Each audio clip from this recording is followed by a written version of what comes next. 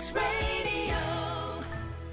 Well, first good afternoon and welcome to Late Lunch with Beth and Christy, which today is live from Port St Mary Town Hall. Yes, this is for the next episode of our Village Hall series, and as happens with these events, the hall is absolutely packed with people talking about everything from theatre to music, and in fact, speaking of music, we have live music during the hour as well. Really, really excited about that. We're going to be joined by Bird and the Beard.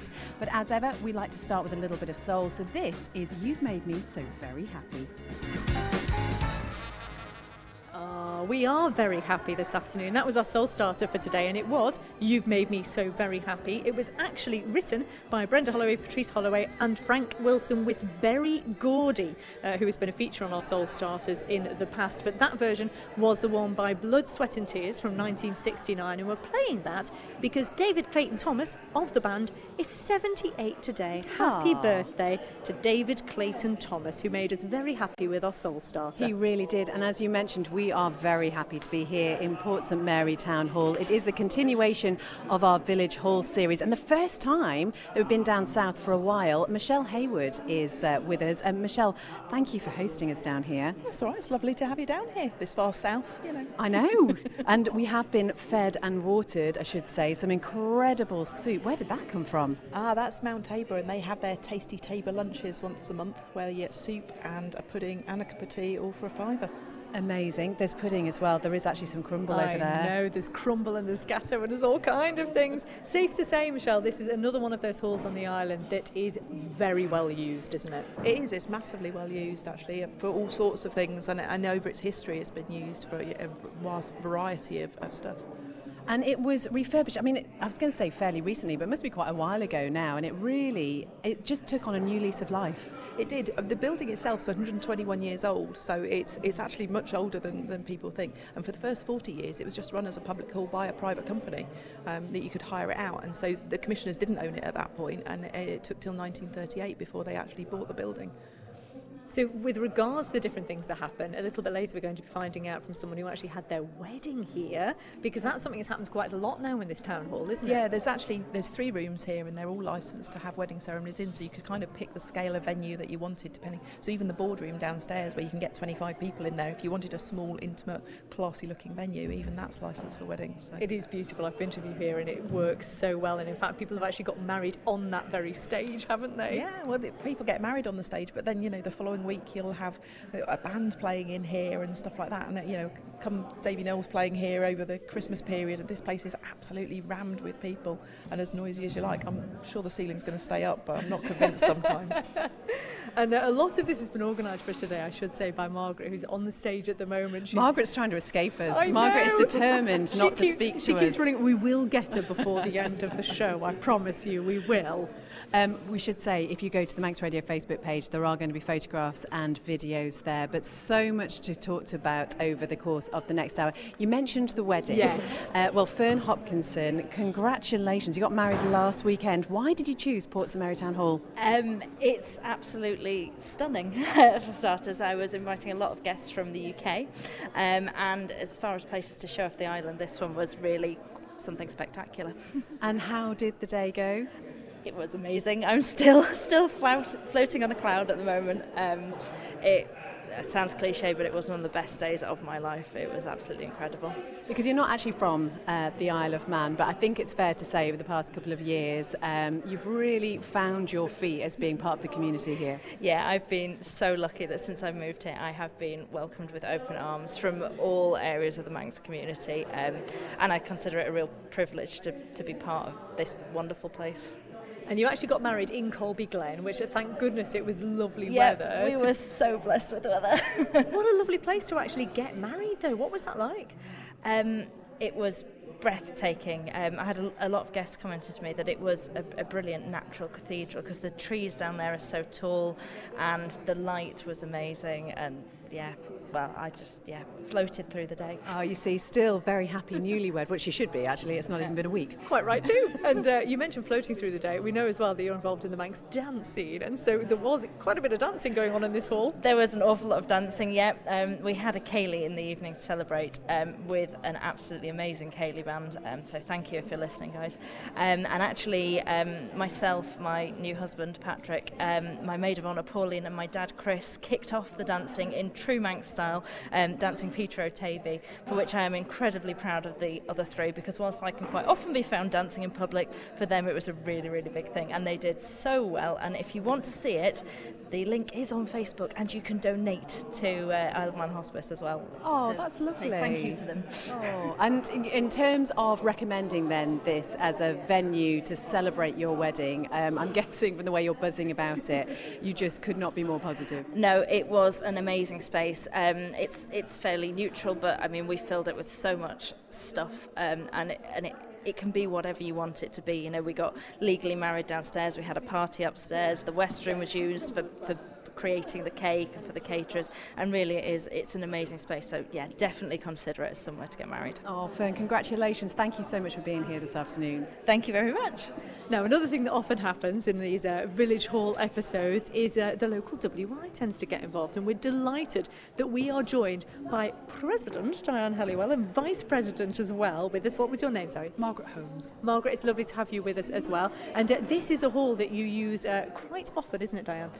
Yes, because it's the biggest in the south and it's been refurbished. It's beautiful, especially for our Christmas coffee mornings with the Christmas tree and the Manx tartan. You can't get any better venue on the island. It's beautiful, and in fact it is in use this evening for something, isn't it? Can I introduce Goff from the Children's Centre, who we're working with on a project for a fairy workshop, but he's got it tonight. Oh, Joff. I am disappointed, I should say. I know I've said this before. He's not actually dressed as a fairy, which I think would have been nice. Do you know, I can only apologise for that. My fairy wings are being fixed by elves right now because they failed on me the other day, so I had to get them repaired. So I would have flown here, but I drove instead. So sorry that I'm not in my costume. We'll forgive you. Exactly, but this is, of course, to try and smash a world record. Indeed. Remind us of the date of when So this the is date happening. is Saturday the 28th of September, which is very, very soon, and we're going to break the world record. The world record is currently 878 people, so the Isle of Man should have that world record, and we were hoping for at least 1,000 people. We've got 1,000 people on Facebook who are interested, and we want to turn those interests into definitely coming. So please do register, please do look on all sorts of different social media aspects of where the record is, and there's an Eventbrite that you can log into and say that you're coming. But as part of it, we're also encouraging people to make their fairy costumes, because not everybody has a fairy costume, and this is why the WI have been absolutely brilliant and incredibly supportive. The lovely ladies, they came to the farm a few months ago and had an explore around and had some jams and some scones that we'd made on the farm, and then heard about the fairy record and decided to help us. So tomorrow, here in the hall, would you Tell like to us say, what's Di? happening, Diane. Tomorrow we are looking for would-be fairies, any age, any size, any sex, anything. If you want to come and make fairy wings, a tutu and a magic wand, bring whatever stuff you've got, but this is the place. We've got fairy buns, we've got lots of helpers to help you stick, glue, cover yourselves in glitter or whatever, but we want Port St Mary to have the biggest attendance of would-be fairies on the island. So we are aiming for 100 plus people, so get on down. And since this is a really magical place, what better spot to get this going? As you say, this is happening on the 28th, the actual gathering of fairies. But so tomorrow's the tomorrow workshop. you can start getting your fairy costume sorted. Exactly, but Joff, also this evening then, we did have a little bit of a indication there that you have an event on tonight. Tell Yes, we us do. about I mean, that. the Children's Centre. Hello, my name's Joff Whitten. I'm from the Children's Centre, by the way. We do all sorts of things all the time across the island. And tonight, again, the WI have been fantastically supportive and helpful. But tonight we're doing a quiz event for some brilliant people who climbed the Three Peaks Challenge in the UK recently. And they've called themselves the Peaky Climbers, and they're getting together again for fun to do a quiz night. So it's tonight at 7 o'clock, and it's £10. There are still places available for anyone who wants to come and answer questions, probably all about the series Peaky Blinders and only about the series Peaky Blinders. That's not true. There'll be other questions during the quiz. But it should be really fun, so come along to that. And it's great for us because we in the Children's Centre, we do this work with disadvantaged children, young people and families, and so doing these nice things like a quiz night or the fairy workshop, it's lovely for us because we get to talk to people and talk about the work that we do and meet lots and lots of people, so it's great. Can I just add about the fairy event quickly, if you don't mind? Because a few people have said, oh, my little boy doesn't want to come because you have to wear a tutu. So we want to make it very clear, tutus can also include kilts, they can also include armour skirts, they can also include just bits of things around your waist that is sort of a little bit like a tutu, but not really a tutu. So it's, as Di said, it's for boys, girls, mums, dads, grandparents, everybody and anybody. So don't feel if you don't like pink, you can't be part. Oh, Joff, thank you so much. That's just going to be absolutely brilliant. It is, and we'll be speaking again to the WI a little bit later on about some events that they've got coming up in the next few months as well. But one of the things that Portsmouth Merry Town Hall has become known for is fantastic music. As Michelle alluded to, there have been gigs here with the likes of Davy Knowles, who plays to thousands across the world, and he comes back here on a fairly regular basis to his hometown and plays on their stage right in front of us. And as you say, if you're watching on Facebook Live, you'll be able to see it there, but watch later to find out more about that. But we thought we'd invite down a couple who are very known to this area. So we've got Nell and Steph from Bird and the Beard with us. Hello, you two, and they're going to sing a song for us now. What is he going to sing for us, Steph? We're going to sing Ain't Nobody by Shaka Khan, and you're going to join us, aren't you, Christy? I might try and warble along in the background. We'll see how that goes. Take it away, guys.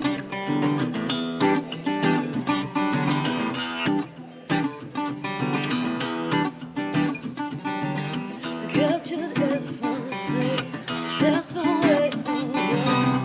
Happened so naturally, did not know it was love. Next thing I know, she wanted me close.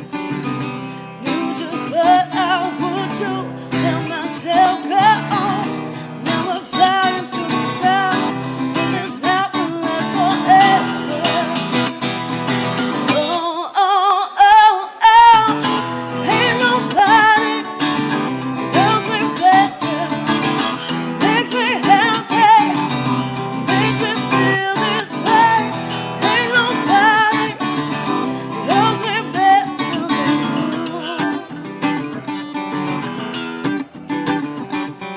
I wait for night time to come, bring you to me. Can't believe I'm the one that's so lonely. Feel like no one must be dreaming.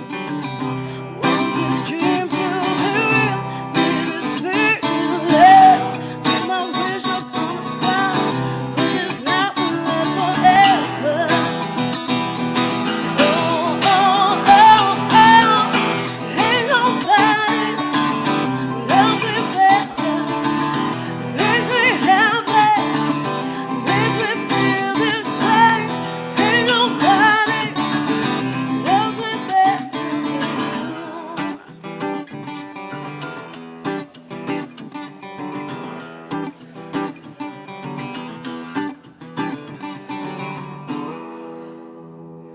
Oh, yes, round of applause for the Bird and the Beard here. And I know we're going to hear from you a little bit later on, Steph, but you've got a busy weekend ahead. We do, yeah. Tonight we're supporting Mike Wilton at the Colby Glen, and then tomorrow we're at the Food Festival. There you go. So we'll hear more from Bird and the Beard a little bit later on in the show, or at least Bird and the Beard today, because not all of you could be here, but it's great to have you. And Nell, very known in this area as well. You in fact you live very, very close to the town hall, don't you, Nell? I live right above the bra shop. So he sees everything that goes on. Does he really? Well, Al, that was incredible. Thank you so much. Hearing more from them a little bit later. But this is Late Lunch. We want to give you a chance now to enter the draw to win a we are having down here at Portsmouth Merry Town Hall. Christy and I are here as part of our Village Hall series, and once again what we're finding is that this is a hub for almost everything that happens in the community. And I'm just with Margaret now, Margaret from Portsmouth Merry Commissioners, and we're just looking out of the windows, standing on the stage here, Margaret. And you were saying this is a view that not many people get to see. No, people have no idea what's hidden behind the curtains. When they come in the evenings, the curtains are drawn and the lights are on, but when I come in on Monday morning to check the town hall, I get to look out the window beautiful view. It really is. If you go to the Manx Radio Facebook page, you will be able to see that view, which is beautiful today because the sun is shining, but even on a stormy day, that'd be incredible. We can just see the lifeboat just sitting out in the harbour there.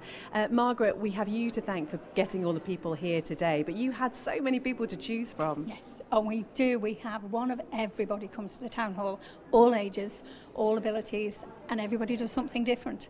And what we find, and I'm sure you will echo this, is that it's so important to have a space like this in every community around the island. Oh yes, yeah, they need to feel like it's their patch. Yeah.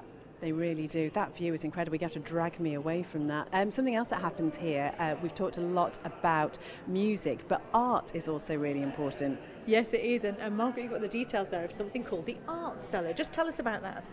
So the art cellar is run by a lady called Angie, and they're in the West Room, which is downstairs in the town hall, on a Wednesday morning. And when they're in, they've renamed it the Art Cellar because it's tucked downstairs. Anybody can come. The examples that we've got here, you can see how talented some of these artists are, but all abilities, everybody's welcome to come. £10 a session, and we have Angie's phone number, but it's a great place and they make a really good cup of tea. It's all about the tea, Tea and isn't biscuits. it? It's what keeps places like this going. Exactly. Now, someone who is no stranger to stages all around the Isle of Man is Mr. Lenny Conroy, who is here in his post office capacity today, being a postman. He's off duty. But Lenny, we mentioned earlier the Davy Knowles gigs, and that is something you've been instrumental in over the years. We'll come to that in just a moment. Instrumental. Yeah. We'll come to that in just a moment. But what are some of your earliest memories of this town hall? Oh, well, yeah, I was trying to rack my brains earlier. It's going back to the late 80s. Bizarrely, jumble sales, basketball club had jumble sales. And then, because the room layout was slightly different, and I always remember the sound wasn't particularly great for bands, but nobody really cared in those days. I think we're a lot luckier now that modern equipment's made things really good. So we were putting the likes of Gasp on with the rugby club, and it didn't matter if it was, sounded rubbish. That said, Gasp never sounded rubbish. So we were putting those gigs on late 80s, early 90s, and it was just fabulous. And I think we've come a long way to the likes of Davy sort of in the last few years. The sound, the talent, I should say, more importantly, emanates so wonderfully off the stage. It's a great room. Davy loves about it. He can see everybody in the room. It's personal and it's local. And it's just down the road from his house. That's what he loves. And that's the thing, is because you've followed Davy's career from the very, very beginning, haven't you? Yeah, the boy's doing good. I'm very pleased to say he's a daddy now, which sadly knocks on the head the Christmas shows. But they were very they sold out weeks and weeks ahead. They were very memorable every year. We did 4 years in a row.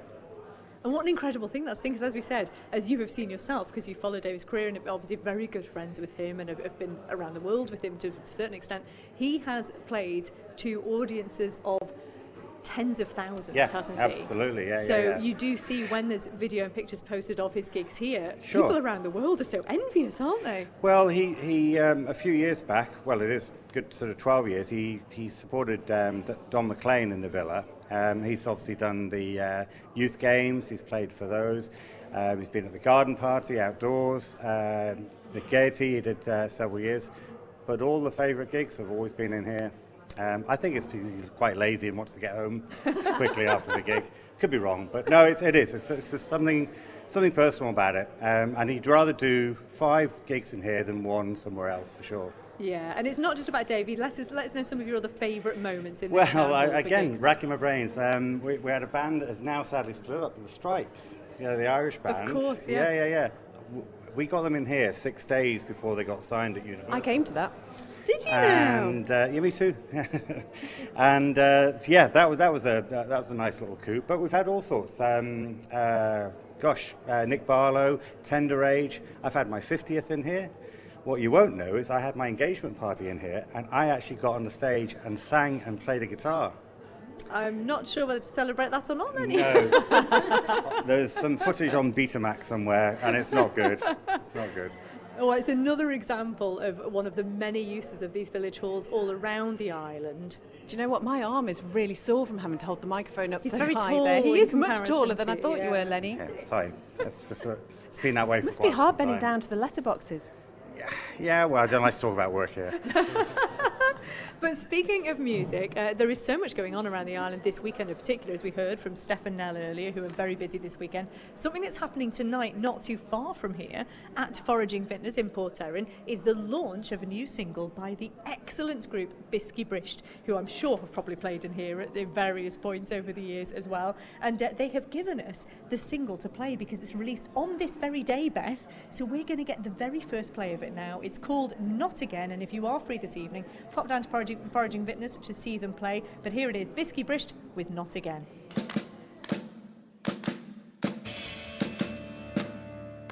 You know when things don't really end, the feeling surfaces up again. With months apart, obsession fades until I see your smirking face. It all floods back the longing hope. I tried to drown it, it still floats. The cycle never seems to end. Oh, my darling, not again.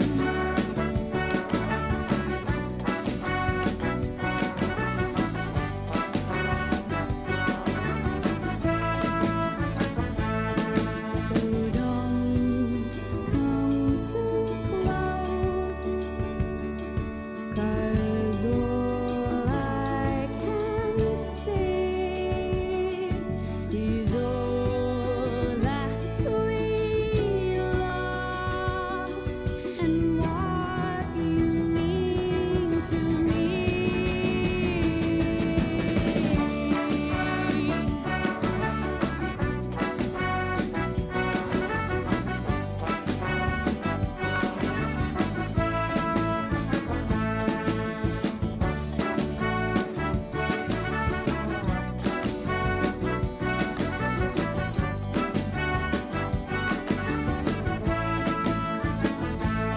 You know when things don't really end, the feelings surface up again.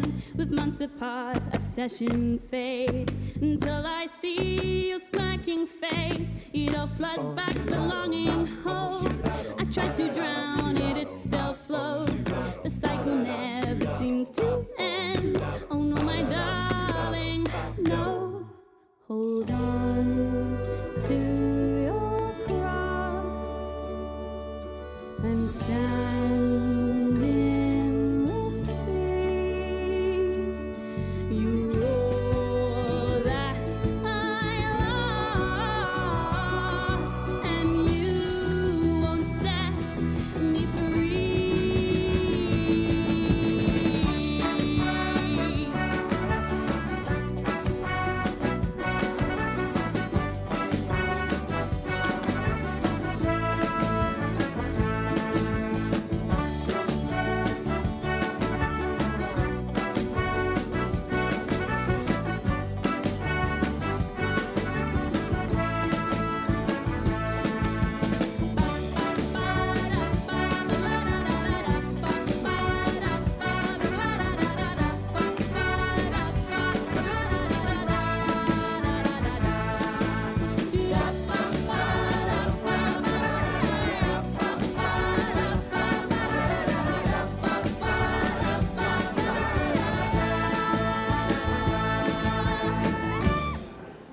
Oh, that is so good. It is the brand new single. In fact, it's the first single from Bisky Brisht's forthcoming new album. It is released today, so if you go to their social media platforms, you'll be able to see how you can get hold of it. But they are at Foraging Vintners this evening with a special release party with Rhiannon Jade, Clash 4 and DJ Jip as well. And they're on Sunday Soundtrack on Sunday, Beth, live. They're going to be performing live in the studio, so do tune in from 2 p.m. on Sunday. We are live also from Portsmouth Town Hall. It's Beth and Christy with you until 3 o'clock this afternoon. And what I love about listening to music is that everybody who's sitting around us here, just having a chat, sees us dancing along but has absolutely no idea what it is we're listening to. We should make that a bit of a quiz, see if they can guess from our moves Guess from what the it is we're moves. dancing to, yeah.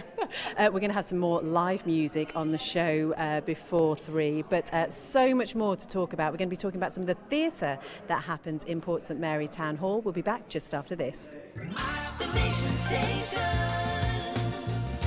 Manx Radio. And this is Late Lunch live from Port St Mary Town Hall. We are continuing our Village Hall series, and we keep saying that this is a real hub for so many events that happen, particularly around the south of the island. Cabaret is one such event. Now I'm just going to get these ladies to introduce themselves. Yeah, I'm Joyce Crook. I'm Glenys. I'm Kirsty. Okay, Joyce, tell us about Port St Mary Cabaret. Well, yeah, we're the infamous cabaret party. There's usually between about 30 to 40 of us, would you say? And we haven't been doing any summer shows lately, but we're still doing our pantomime. This year it's got to be Mother Goose. The other night we got one of the old videos out, DVDs out, and watched ourselves 15 years ago. How gorgeous did we look then? So, yes, all the ones that wasn't in it then, they were actually, I thought they were quite interested in that, do you? Yes, it certainly was an eye-opener looking back at 15 years ago. But I think we've learnt a bit, haven't we? We've learnt from a lot. then to now. Some good bits, some, we'll keep things similar, I think, but we will change the odd bit. And the cabaret is all about obviously putting on a show, but the friendships that have been formed in this group. That's very true. People have had lots of problems, and they'll come along to us, and we help them out with things like that. So it's good for them as well, isn't it? And Glenys, you're also part of another group which has been performing all around the island, particularly over the past few weekends with the Weekend at War. Yes, sorry, I didn't know you were going to mention the Southern Bells. Yes, we have. We a group of 5 ladies. We have a ball. We do mainly 1940s, that's what we're comfortable with, that's what we enjoy doing, but we can do other sort of eras as well. But yeah, we love it, it's great fun. So with regards to cabaret then, Jane, what can people expect from one of these shows? With the kids' concert, that's what I help with. It's just a really good, fun show. This year the children are going to be performing Aladdin. As many children as possible that want to are given speaking parts or singing in small groups or solos. Everybody gets to do something though. Even the very tiny ones will be brought on and do a little dance and sing in a group, right the way through to the older ones that have the main parts. It's always brilliant fun to watch, even if you don't have a child in it. And this space itself, the town hall, must be just perfect for what you need. It is. It's absolutely fantastic because we've got the kitchen to be able to do the refreshments and keep all the adults going, make sure the children have got juice and biscuits as well. It's an absolutely brilliant stage to use, and then there's the rooms downstairs to use as changing rooms as well, so that we've actually got somewhere off stage for the children that aren't on at that particular moment. It's actually it's the atmosphere in here, because we were at school for a long time and we lost all that, but we get a buzz in here, don't we? There's a kind of theatre buzz in here, so that makes all the difference. It is a really professional environment actually, isn't it, as well? So you mentioned Mother Goose. When is that happening? It's happening in February. I'm not sure the dates. 14th. Oh, 14th is it? Oh, perfect. Valentine's weekend. Of the 14th, yeah, yes. Yeah, so we've got a good crowd in for it this time, haven't we? As usual. It's going to be a wonderful occasion, and as we were talking about, Christy, this is a very professional environment, and theatre is something which happens here a lot. We're joined by Norman McGregor Edwards from Hog the Limelight. Tell us a little bit about Hog the Limelight first of all. Hog the Limelight, we've been going for about 8-9 years, and this is our home base.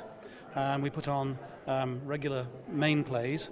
We've got nothing, we've got a plan, but we can't say what it is. Oh, come on, a clue? No, but it's a very, very well-known TV series, which might appear sometime next year.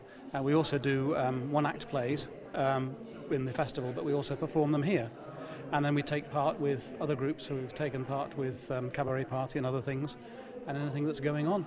And you've had great success with the plays recently, in the one-act plays, haven't you? Oh, yes, we have, yes. The Perfect Gentleman, the one-act play that we did last year, which won here, and it won, or did very well across in the north of England. And we ended up in the All-British final at Woking earlier this year. We didn't win, but we got some very good comments, and we had Derek Jacobi there, who thoroughly enjoyed it. Oh, goodness me. Talk about name dropping, Norman. All right. And how important would you say it is for a group like Hog the Limelight to have what I suppose you can call a permanent home? It's absolutely essential because we know it's here. It's getting very busy and very difficult to book it at times.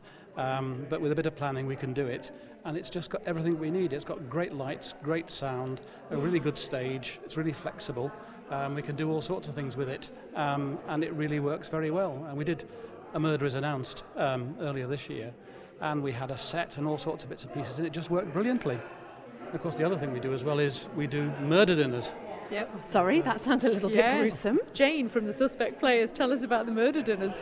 Well, we perform murder mystery dinners for charity, for local charities, and we've been doing it for about 10 years or so now, and getting on for about £45,000 for the local charities. And there is a wonderful bunch of people, the Suspect Players, who just go around, and we've performed in the town hall several times, mainly for the RNLI Port St Mary branch, and we have great fun, and we dress up, and it's not to be taken seriously, but there is a lot of banter, and the audience doesn't really have to participate much. They just have to ask questions and find out who the murderer is.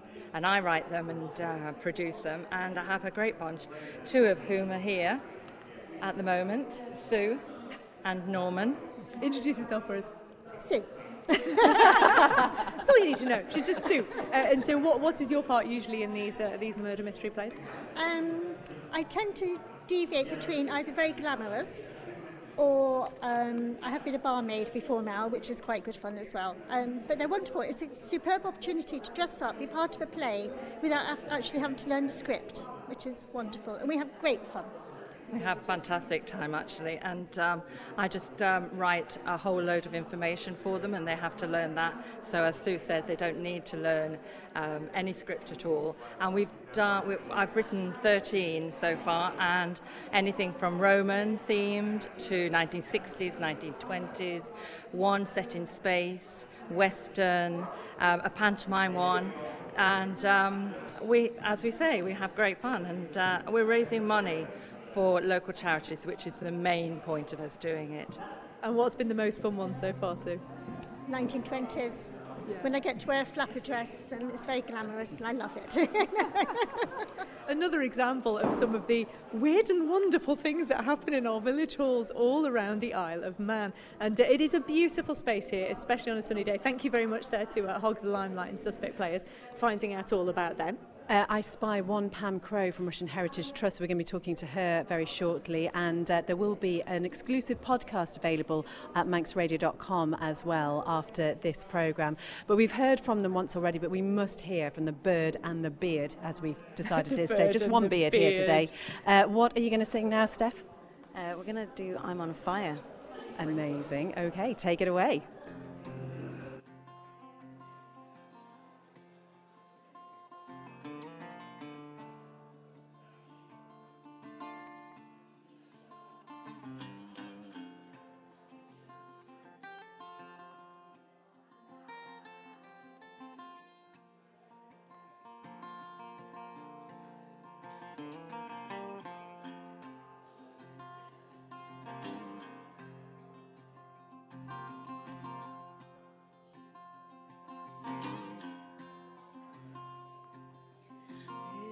Cause your daddy home, go and leave you all alone. I got a bad desire. Oh, I'm on fire.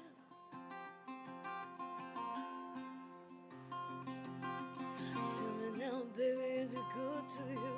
Does it do the things that I do?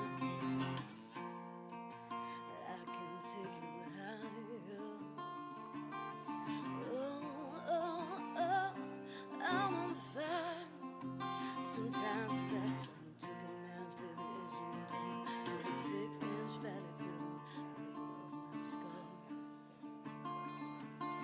And I don't wake up with the sheets soaking wet, and a freight train running through the middle of my head. And cool my desire.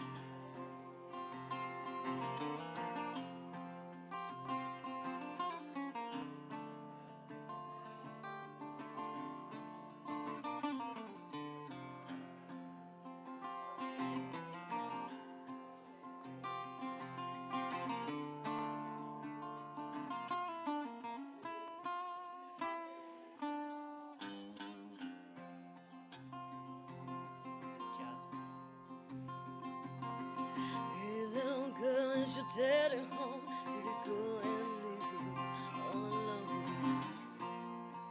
I got a bad desire. Oh, oh, oh, I'm on fire.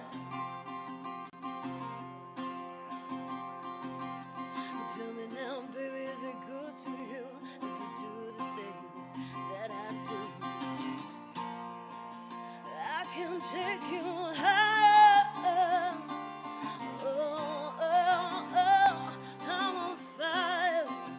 Sometimes it's like someone took a knife, baby, edgy and tough, cut a 6-inch belly through the middle of my skull. And I wake up with the sheets on the way and a freight train running through the middle of my head. You cool my desire. Oh, oh, oh, I'm on fire. Oh, oh, oh, I'm on fire. Oh, oh, oh, I'm on fire. Absolutely So good. Round incredible. of applause, Oh please, my for Bird in the goodness. Beard. Steph and Nell, give a shout out to the other members that aren't here. Yeah, so we have Mike Giles, who is currently at work. He runs his own business, so we couldn't sneak out. And Neil Bagshaw, who is also at work. And since you are called Bird and Beards, is there a lot of pressure now to keep your beard? Yeah, I think so. It's part of the identity. We've got to keep it going. So just remind people again about the gigs you've got this weekend. Okay, so we're supporting Mike Wilton tonight in the Colby Glen. Tomorrow we're playing the Food and Drink Festival from 6:30. And that's about it for the minute. Oh no, Compton Vaults, October 4th. I've got a whole other bunch of gigs, but that's, yeah. And I'm reading Steph's hand because it says the 23rd of November at the Mitre as well. Is that right, Steph? She knows what she's doing. Absolutely brilliant. Thank you so much for being here. And it really does show what a fantastic space this is when it comes to the ambience for some live music. Absolutely incredible. Just a quick few thank yous. Matty Cunningham has been our on-site engineer today. Alex Brinney's been pushing the buttons back at Broadcasting House. And Ben Hartley has been producing our social media coverage. You can find all of that at manxradio.com. But there's a Lit Fest event coming up here very shortly, and one of our very own at Manx Radio has written a poem, him being a little bit of a Lit Fest poetry winner. Yes, our Howard Kane. We were hoping he'd be able to be here with us this afternoon. He couldn't quite make it to the town hall itself, but he's written a poem especially for the day, so let's hear it to play us out this afternoon. Hello, this is Virtual Howard, howard.com. Oh, how we all love our big poetry slam when poets aren't guarded but write in the van of lyrical lines with many a syllable filling up spaces which should be unfillable. A chance to rhyme words, each one with another, like Sonny with Bunny and Mother with Brother. We can all have a go. It's not really that hard. If stuck, just keep going and rhyme hard with bard. But happily now, poems don't need to rhyme or even scan properly. So that's pretty handy then for a lot of us, particularly if we're rubbish. That's it.